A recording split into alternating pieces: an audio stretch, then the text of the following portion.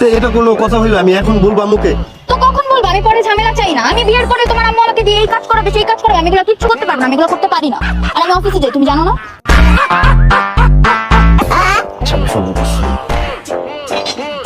Hello আম্মু, ওই যে তোমার হবু বৌমা বলতেছে কি, ও ওই যে কাপড় চাপড় এগুলো ধুইতে পারে না, বুঝছো?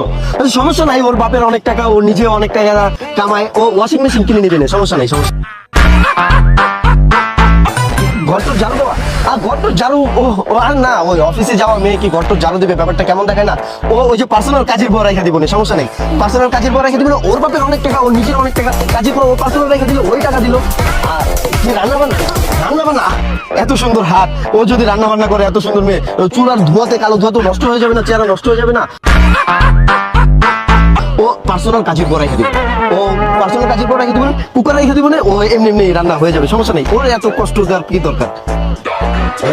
আচ্ছা আমি পরে ফোন দিতেছি, রাখি। আমি সব ম্যানেজ করে নিবো না, আসলে এত টাকা খরচ করতে কোনো দরকার নেই। আমি বিয়ে হইলে আমরাই তো করতে হবে, আমার সমস্যা না। তুমি পারবা শোনা? হ্যাঁ হ্যাঁ পারবো, জান চলো আমরা আগে, আমি পারবো, সব পারবো। আচ্ছা চলো।